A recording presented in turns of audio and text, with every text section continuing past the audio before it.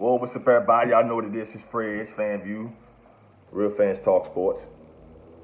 This video is about the XFL debut yesterday. Man, what a debut! What a debut for the XFL. You had the LA Wildcats. I think you also had the Houston Roughnecks play the evening again. I think in the morning game you had the Seattle Dragons versus the DC Defenders. Man, that first game, the DC Defenders versus Seattle Dragons. Trust me, that was a game. That was an opener. You got to see Cardell Jones. You get to see some former NFL players play in that game. Heck of a game, heck of a debut for the XFL. Obviously, the two biggest difference between the XFL and it seems like the NFL, obviously, is the kickoff. When the kicker is by himself, he kicks the ball down the field. I think the other 10 guys maybe like on the 30-yard line or so, and they have to wait till the return man receives the kickoff before they can go down and rush. That's a pretty interesting technique, and obviously we know after a touchdown is made, the points, obviously, instead of a field goal, 1 point is like about a 3-yard line, 2 points is about a 5-yard line, I think 3 points is behind the 10-yard line. I like that. That's very innovative. That's a way of trying to, change your game and make things, interesting. You could actually get 3 points. So in the case of a touchdown, you could end up getting 9 points on a particular drive, which it could change some things about football. If you're down by one possession and by 9 points, you don't need a touchdown and a field goal. You can get a touchdown and get 3 points. We can change the outcome. Very innovative. Those are the two biggest things about the XFL. But the first thing I love about it was the attendance. Man, did they fill them stadiums up. Did they fill the stadiums? I think the Seattle Dragons games versus the DC Defenders, I'll be honest with you, they had more games. They had more people at that game than they probably had at the Los Angeles Chargers game. Dead serious. Dead serious. Then you have to also include the fact that they're former NFL coaches on these teams. And the biggest thing I think what people are going to like about the XFL is that if you are a college football fan and still want that college feel but have some pro involvement, this is your league. Some fans of college football who are diehard college football fans, when their favorite player gets to the pro level, their particular talent doesn't necessarily translate because the pro game and the college game are played so much different because the business part of sports, and plus it's another level. But if you are a college football athlete who's kind of like a dynamic quarterback, but game don't really translate at the pro level, this is the league you need to go to. Like, you could just X out the NFL altogether.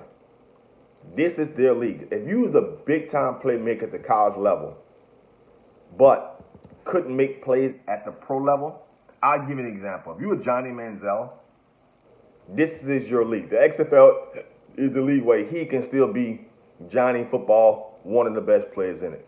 If you're looking at some dynamic players who dominated college football, but got to the pro level, you're like, it just didn't really work out for them. This is their league.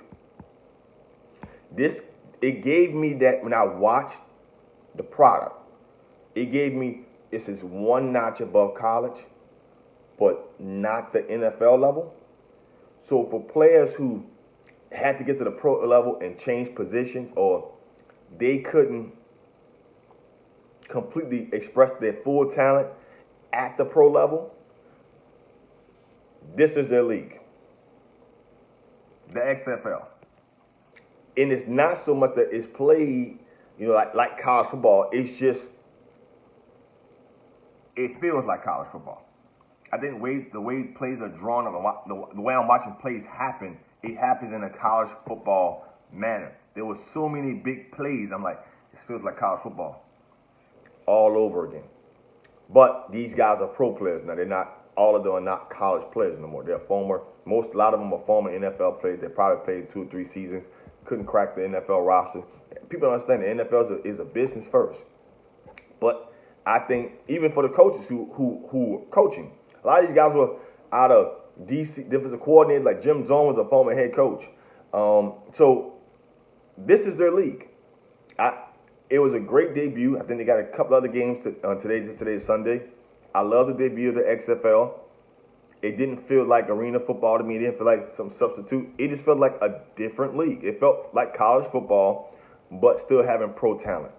It felt like everybody out there was still pro talent. They was above college football now, but their talent just didn't translate to the pro level, to the NFL level. This was their league. I love the debut. It will have my attention. I will watch these games on today. So far, great weekend, great debut. Now, how long it's going to keep my attention remains to be seen. But so far, it was a great debut, and it deserves media coverage. It deserves, people like myself doing the video. It deserves, ESPN, making it a headliner for Sunday. It deserves some of these things, because it was some things in there that is worth media coverage. But obviously, it's going to need some star talent. It's going to need players that were college football dynamic to come into this league, make plays, and still get their fan base of people behind them, even though they're not NFL players. This is what the XFL is going to need to have to survive. Till next time, it's Fred, FanView. Subscribe to the FanView Live page. Also hit that notification bell if you're on YouTube. If you're on Facebook, hit the like button. If you're on Twitter, it's FanView NOLA. If you're on IG, it's FanView Live. Till next time.